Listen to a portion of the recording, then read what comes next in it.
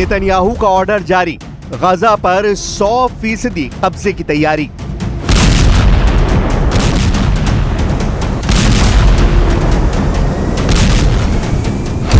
War cabinet में तैयार कब्जे का प्लान, गजा में होगा कोहराम।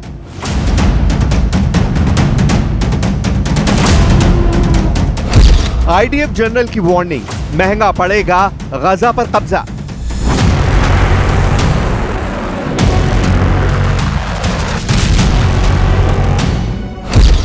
कब्जे की प्लानिंग पर नेतन्याहू बना मियाल जमीर।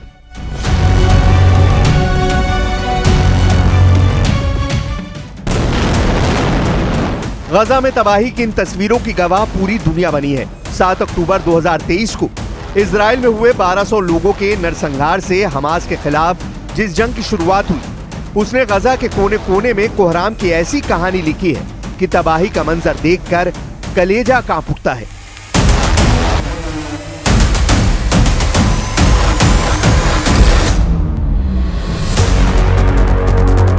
इजराइल की घातक मिसाइलें गजा के जर्रे जर्रे में बारूद पेबस्त कर चुकी हैं और इस बारूद में होने वाला हर धमाका गजा को एक नई तबाही की तरफ ले जा रहा है।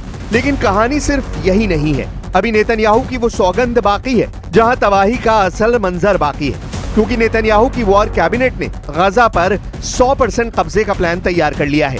ये एक ऐसा प्लान है जो गजा में कोहराम मचाने वाला है।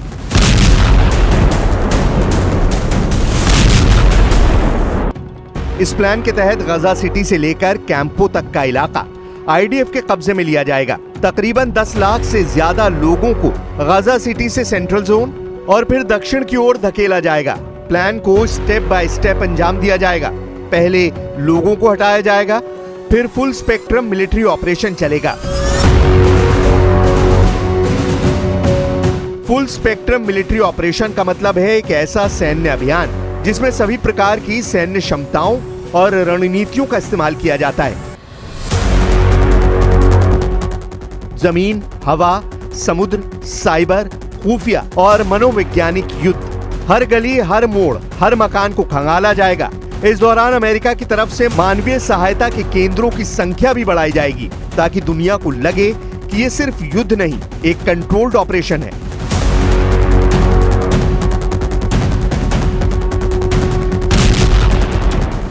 वो भी उस गजा में जहां हर गली में बारूद की गंध बस चुकी है, छतों से उड़ती धूल, फटते बम और जमीन पर गूंजती चीखें। यही गजा में जंग का नया चेहरा है। हर धमाका किसी घर को ढहा देता है, किसी सपने को राख कर देता है।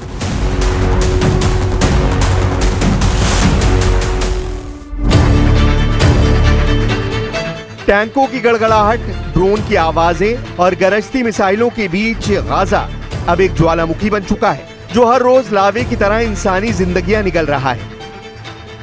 आईडीएफ के टैंकों का काफिला धीरे धीरे सिटी की तरफ बढ़ रहा है। हर नुक्कड़ पर सर्च ऑपरेशन, हर इमारत संदिग्ध। धमाकों की लहरें सिर्फ इमारतें नहीं गिरा रही, वो भरोसे, इतिहास और इंसानियत को भी मलबे में बदल रही हैं। और इस तबाही के बीच इजरायली फोर्सेस को नया लक्ष्य दिया गया है, गजा पर पूरे कब्जे का टारगेट।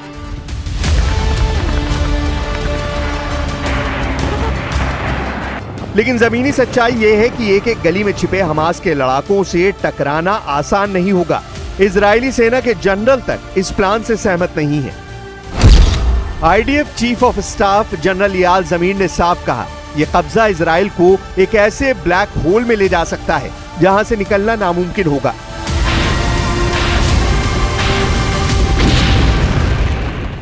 मियाल जमीर की चेतावनी सिर्फ एक बयान नहीं, एक रणनीतिक खतरे का संकेत है, क्योंकि गजा की जंग अब पारंपरिक नहीं रही। यहाँ शहरी युद्ध की वो भयंकर शक्ल है जहाँ दुश्मन दिखता नहीं, लेकिन हर दीवार के पीछे मौजूद होता है। आईडीएफ के पुराने ऑपरेशंस के मुताबिक गजा की तंग गलियों और अंडरग्राउंड टनल्स में छिपे हमास कमांडर किसी रेगुलर आर्मी की तरह नहीं लड़ते। वो गुरिल्ला टैक्टिक से हर कदम पर नुकसान पहुंचाते हैं। रिपोर्ट्स के मुताबिक गजा के नीचे करीब 500 किलोमीटर लंबा टनल नेटवर्क है जिसे गजा मेट्रो कहा जाता है। इनमें हथियार डिपो, कमांड सेंटर और लड़ाके मौजूद हैं। इजरायली सेना जब एक इलाके पर कब्जा कर लेती है तो उसके नीचे से अचानक हमला होता है।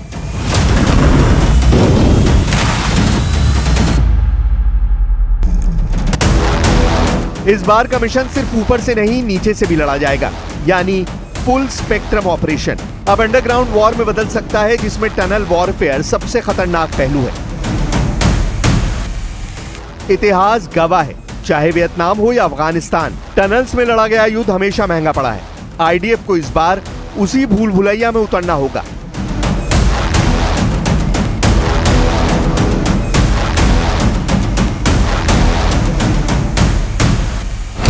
खुफिया जानकारी बताती है कि गजा में हर टनल 20 से 30 फीट की गहराई पर बनाई गई है। अब लड़ाई का नया केंद्र जमीन के नीचे बन चुका है। दावा किया जाता है कि हमास के पास अभी भी 9 से 10 हजार एक्टिव लड़ाके मौजूद हैं। इस टनल नेटवर्क का इस्तेमाल हथियारों की स्टोरेज, कमांड सेंटर और अचानक हमलों के लिए किया जाता है। इन टनलों में बिजली, वेंटिलेशन और रेलिंग जैसी सुविधाएं भी हैं। टनल अक्सर स्कूलों, अस्पतालों और मस्जिदों के नीचे बनाई जाती हैं, जिसे इन्हें ढूंढना और नष्ट करना और भी मुश्किल हो जाता है। इन्हें पूरी तरह खत्म करने में कई साल लग सकते हैं और यही खतरा आईडीएफ चीफ याल जमीर को सता रहा है। उन्हें लग रहा है कि गजा पर पूरे कब्जे का जो फाइनल प्लान बनाया गया है वो इजराइल के लिए आत्मघाती साबित हो सकता है। אני לא נוהג לחלוק מידע מתוך דיונים עם ראש הממשלה, אבל אמרתי לראש הממשלה עכשיו, כיבוש עזה זה רעיון רע מאוד. לא יוצאים במדינת ישראל למלחמה, אלא אם כן רוב העם מאחוריך, ועם ישראל לא מעוניין במלחמה הזו. אנחנו נשלם עליה מחירים כבדים מדי, גם בחיי אדם, גם במיליארדים מכספו של משלם המיסים הישראלי. במקום כיבוש מיותר וסיפוח מיותר של עזה, אנחנו צריכים להכניס את מצרים לעזה, שיש שם שלטון אחר שינהל את עזה במקומנו, ואז להתפנות לדבר החשוב שזה חיסול החמאס. זה ייקח זמן. כיבוש עזה זה רעיון רע מבצעי, זה רעיון רע ערכית, זה רעיון रहा कलकलित। गजा अब सिर्फ एक जंग का मैदान नहीं, एक मानवीय त्रासदी का सबब बन चुका है। संयुक्त राष्ट्र के आंकड़े बताते हैं कि जंग की वजह से अब तक 20 लाख में से करीब 18 लाख लोग अपना घर छोड़ने पर मजबूर हो चुके हैं, यानी गजा की 90% आबादी विस्थापन का शिकार हो चुकी है। इनमें लाखों लोग ऐसे हैं जो रोटियों के लिए लाइन में हैं, बच्चों के लिए दवा नहीं और बीमारों के लिए अस्पतालों तक पहुंचना नामुमकिन है। संयुक्त राष्ट्र की माने तो गजा अब रहने लायक नहीं रहा।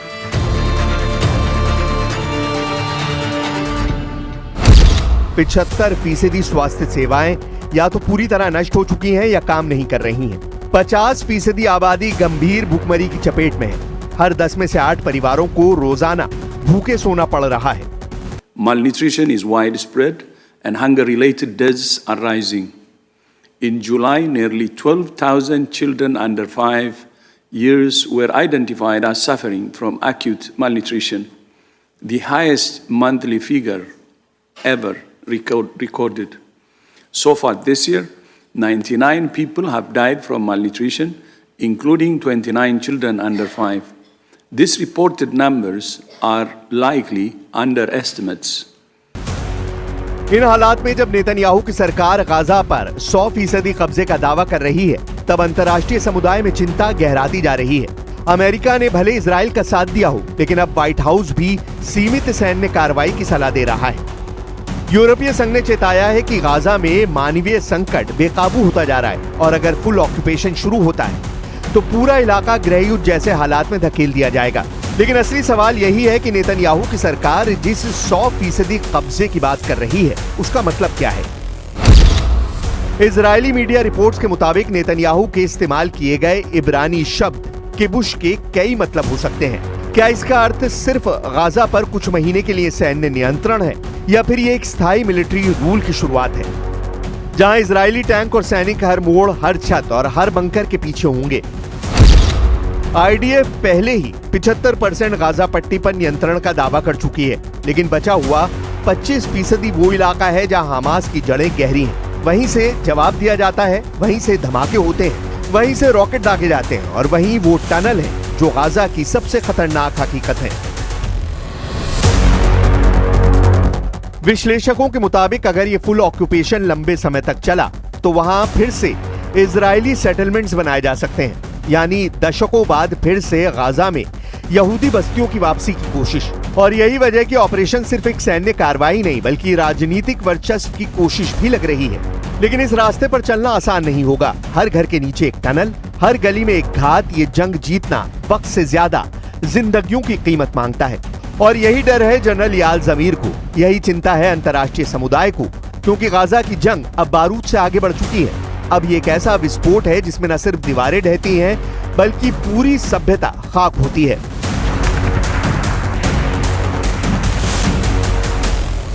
अब जब इजराइल ने गाजा पर 100% कब्जे की योजना पर काम शुरू कर दिया है तो ये साफ है कि अगली लड़ाई हमास के सैन्य नेटवर्क के खिलाफ नहीं बल्कि पूरे गाजा के सामाजिक, राजनीतिक और मानवीय ढांचे के खिलाफ होगी।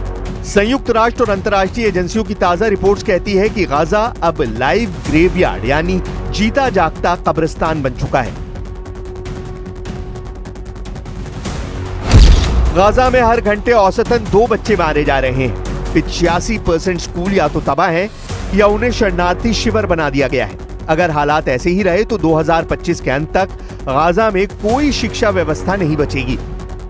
यही नहीं, विश्व स्वास्थ्य संगठन ने चेतावनी दी है कि अगर स्वास्थ्य सुविधाएं दोबारा ना बहाल की गईं, तो आने वाले हफ्तों में संक्रमण और भूखमरी से मरने वालों की संख्या बमबारी से मरने वालों से ज्यादा हो सकती है। और इस सब के बीच नेतन्याहू की छवि खुद इजराइल के भीतर भी संकट में है। जनमत सर्वे बताते हैं कि 60% से ज्यादा इजरायली नागरिक अब इस जंग के खिलाफ हैं। कई मानते हैं कि नेतन्याहू इसे अपने राजनीतिक अस्तित्व की लड़ाई बना चुके हैं, जबकि इजरायली सुप्रीम कोर्ट ने भी युद्ध नीति और बंधकों की सुरक्षा को लेकर कई बार सवाल उठाए हैं। विश्लेषकों का मानना है कि अगर गाजा पर पूरा कब्जा हुआ तो इससे न सिर्फ हमास का आतंक बढ़ेगा बल्कि इस्लामिक जिहादी ग्रुप्स को नया नैरेटिव मिलेगा। और सबसे बड़ा खतरा यह आग लेबनान, सीरिया और ईरान तक फैल सकती है, या फिर ये पूरी पश्चिम एशिया को उस खाई की ओर धकेल देगा जहां से वापसी असंभव है।